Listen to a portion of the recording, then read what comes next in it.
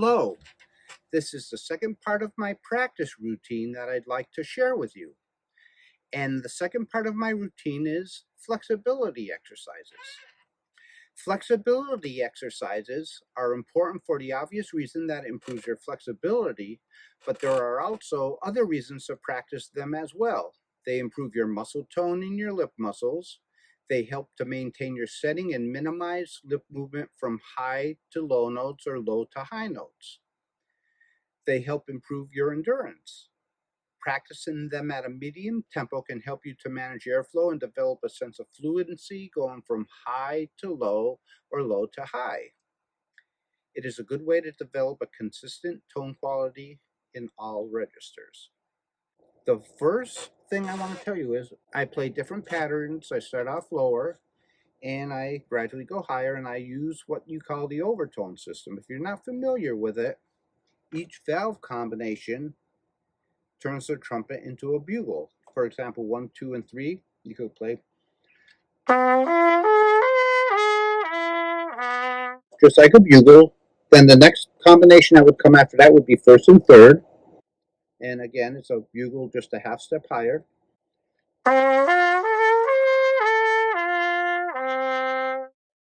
Second and third.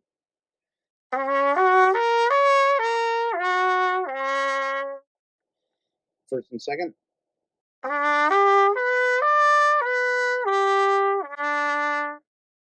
First.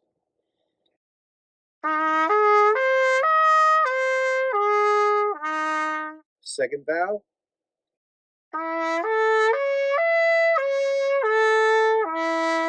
And open.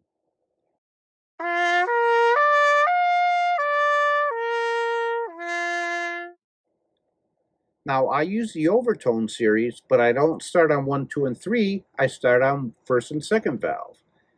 And the first pattern starts on a first line E, and it goes like this. I play it nice and slow because I'm more concerned with manipulating the air to go from high to low, and I want to focus on playing nice and smooth. I had a trumpet teacher by the name of Dan Petrolak, and used to say, playing between those intervals, you want to round the corners. In other words, you don't want it to sound jagged. You want it to just be a nice flowing type of sound. So I practice these exercises very slowly. I work on a steady airstream. And when I want the air to go faster, I don't use more air and play louder. What I do is I just arch the back of my tongue to go higher, and I level my tongue to go lower. So here's the first pattern starting on first line E, and it sounds like this, first and second valves.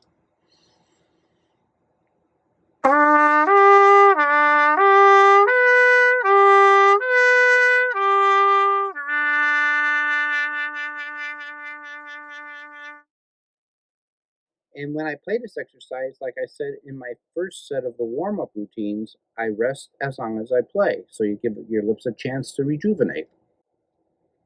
The other thing I try not to do is I try not to move my jaw or change my setting to go from low to high. Now, obviously, sometimes there's going to be a little bit of movement, but you try to minimize it. First valve.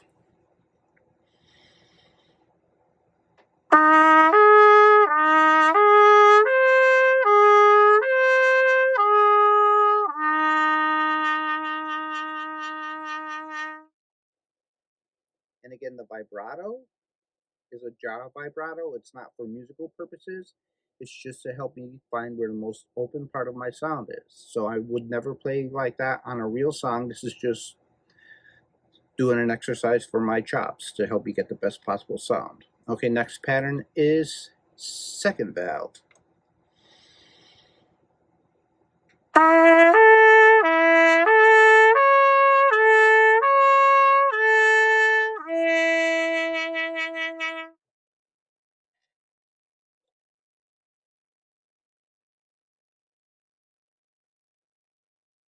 And now the last pattern in the first set is open.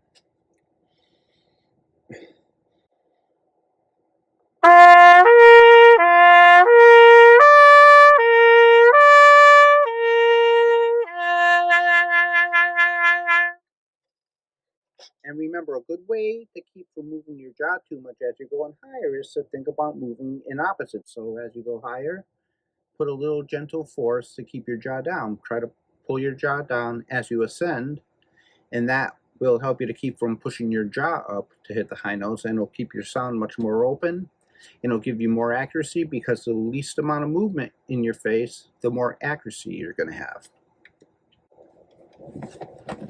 Okay, the next setting is first and second. Again, I'm going to start a little higher on second space A, and it's going to be simple like this.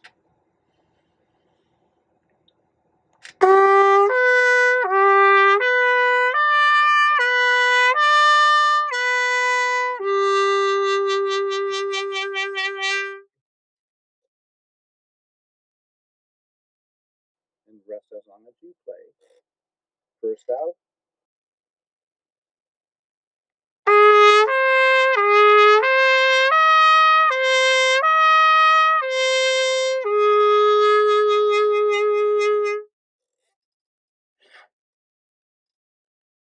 And again, move on to your second valve. You might notice another thing I do is a Carmine Caruso technique, where before I play, I inhale through my nose for 4 counts while my embouchure is set, and then I blow, and that helps you to set up your timing, because if you're counting before you play 1 and 2 and 3 and 4 and blow, it makes your breathing more precise.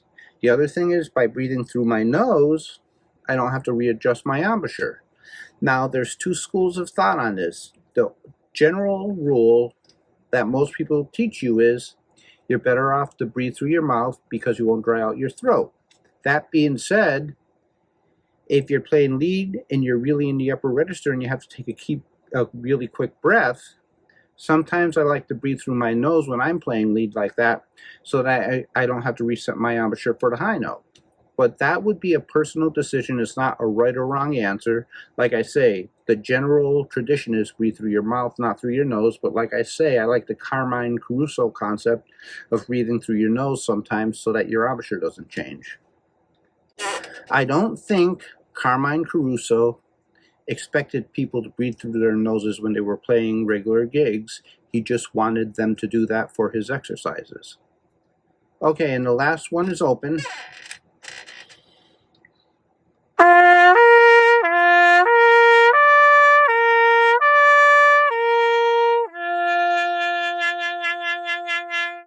The range doesn't change. I'm not really going up any higher, but what I'm going to do is I'm going to be moving down, up, down, up, down, up, so there's going to be a little more motion between notes. I'm not going to just, and there's going to be a wider interval between some of the notes. And I'm going to start on first and second again.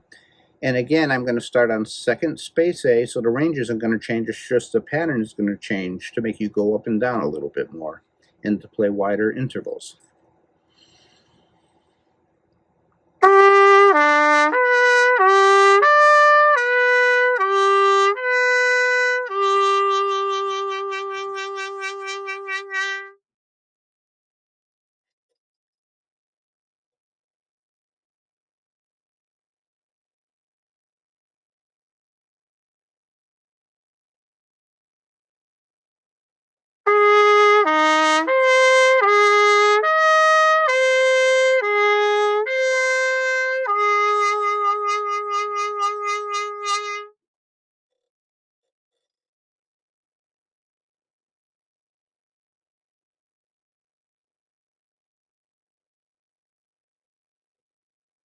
Second valve.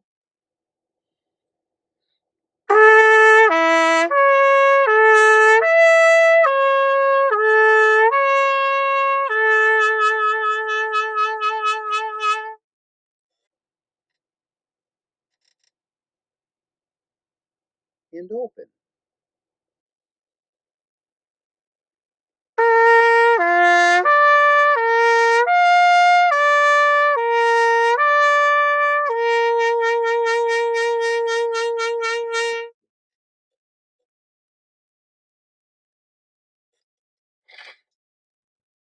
Okay, the next set I'm going to start on second space A again, but I'm going to go wider in my range. I'm going to go a lot higher.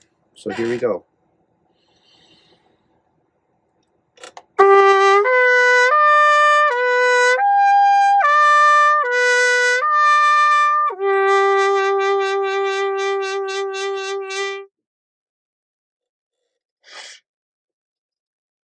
again, always take a nice, relaxed 4-beat breath,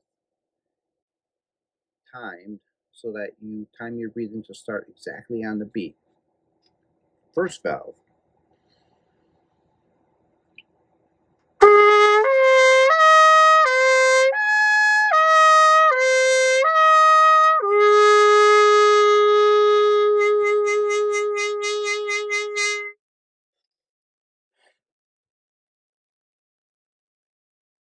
Second valve.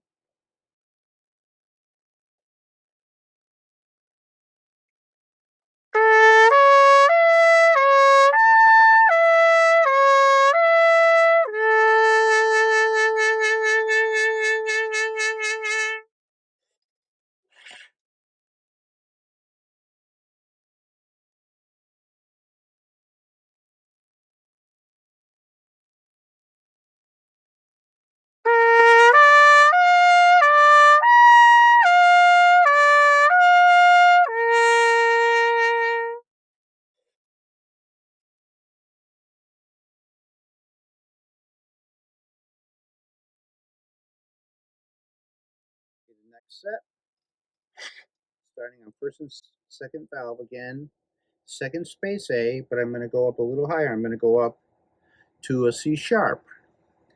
The up and down motion is going to be not happening as much as it's going to be going up and down, but you're going over a wider range, so it still gives you a pretty decent flexibility workout.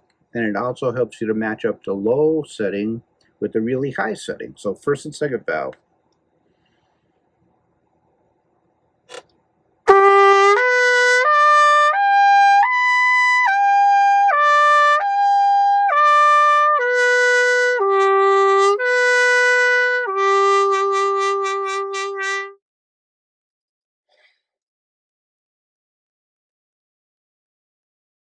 If you're practicing with your teacher, usually the best way to do it is your teacher plays it, then you play it, or vice versa. That way you know you're resting the exact amount of time. Okay, first valve.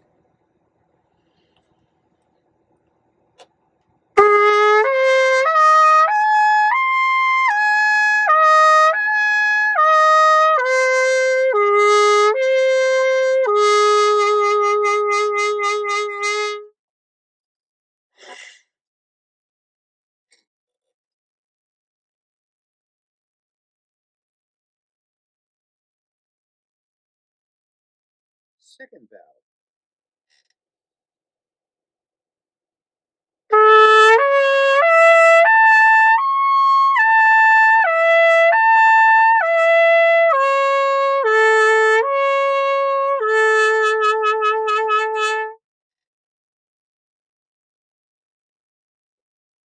And now we're getting above high C, and this is the time when you really need to use good judgment. If you're really, really straining, you're better off to stop when you get to about this point, unless you have a teacher that's helping you that tells you to keep on going. But usually you could be the judge of your own lips. If you feel like you're hurting yourself instead of helping yourself, the best bet for you is to stop and then try it maybe again tomorrow. And don't really push yourself up here until it starts to feel a little more comfortable. I mean, obviously, when you're going for high notes, there's going to be a little bit of strain, but what I'm talking about is an unhealthy strain. And you have to be the best judge of that yourself. My rule is try 3 times. After the 3rd time, if it doesn't come out, sayonara, baby. Now, that being said, the other thing you want to think about is as you start going higher, you don't have to play the notes super, super loud. Now, I told you need to try to maintain a consistent sound from the low notes to the high notes. But if the high notes are being very difficult, it's okay to start squeaking them out for now, even if the low notes are a little bit louder, just to train your chops to feel where they are. And then after you start to become comfortable, then you could work towards a consistent sound. The one thing you don't want to do is overblow to play a high note, because even if you hit the high notes when you overblow them, chances are they're not going to sound very nice, probably not going to be in tune. If you have to articulate at all, if you're overblowing, you're not going to have the control to articulate, so whatever you play is not going to be musical if you're on a real playing situation instead of practicing. And the other reason is, if you're pushing the pedal to the metal to hit the note, you're not going to be able to hit it all night. You're only going to be able to hit it a couple of times, and chances are the rest of your playing is not going to be so good because you're going to put a strain on your lips. It's sort of like if you constantly drive your car and you put the gas pedal all the way to the floor, you're going to blow a rod or blow your engine up. So playing trumpet is the same way. You don't want to push as hard as you can. You want to have control. Okay, and here's open.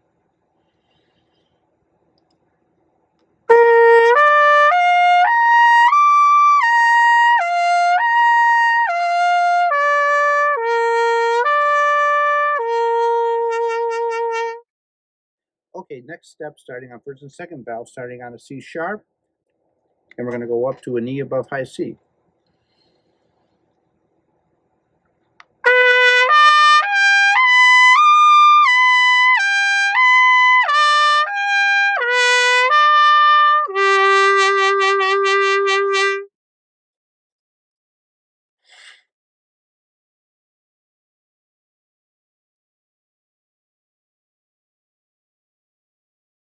First valve.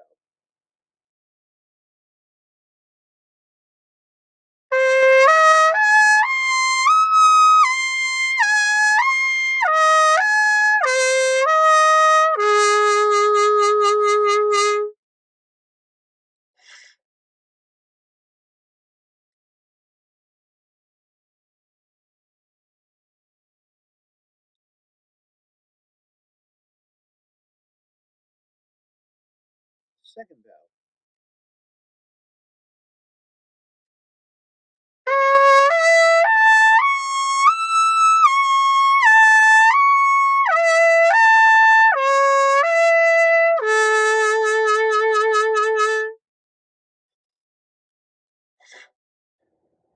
Rome wasn't built in a day, but you could ruin your lips in a day. So always be careful when we get this high.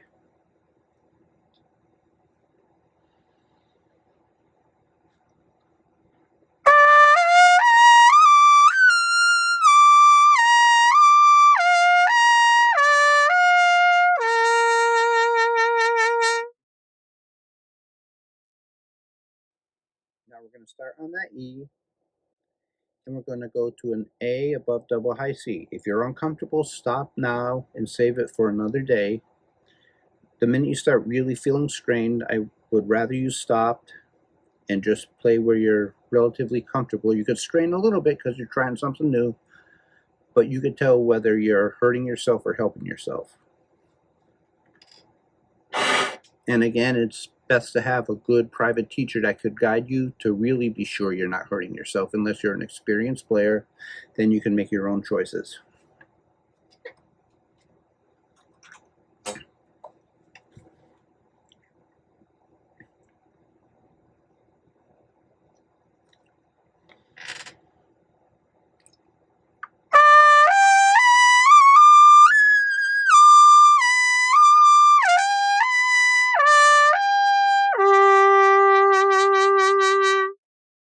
My name's not Maynard. I'm usually good up to a G. Some days my G's are better than other days, but I always go up to double high C, even if I'm squeaking, just to make the high G that much easier.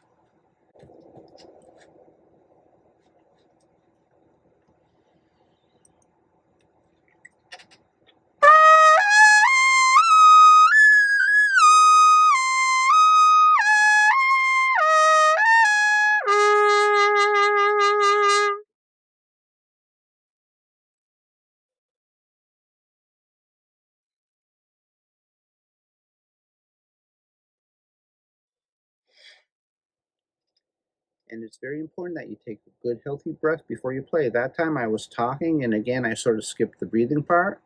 And after I finished playing that little pattern, I started to see a few black dots in front of my eyes. That's why I took a nice, relaxed breath after I played. So it's very, very important that you take in the proper amount of air before you even start to blow. We all forget, but it's always good to try to make it a habit.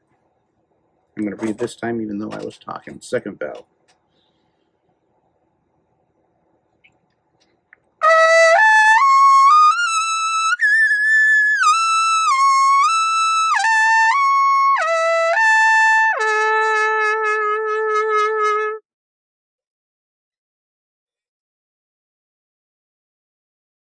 great double high B, but it was still there.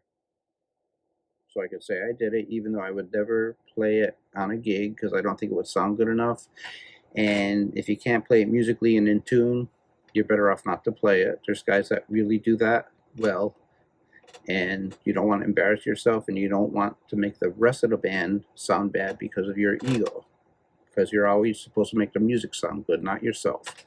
But again, this is an exercise, it's not music. It's just like doing push-ups with your lips.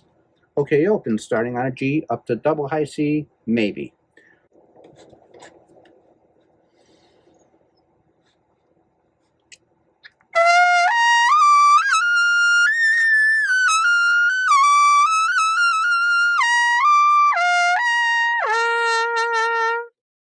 Double high C player anyway.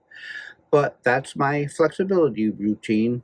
I hope it's a help to you. Again, you don't have to go all the way up to double high C. Play where you're comfortable and gradually try to expand your range. It's always better to be a good trumpet player, not to be a high note trumpet player. There's good trumpet players that can play the high notes, but they're not a good trumpet player if all they can do is hit the high notes, but they can't do anything else musically. So you always focus on being a good trumpet player, and if you do everything you're supposed to be, eventually the high notes will come to you. Thank you, and I hope you enjoyed this video. And if you enjoyed it, please hit like and subscribe, and don't forget to click on the bell icon so you can receive notifications of future videos.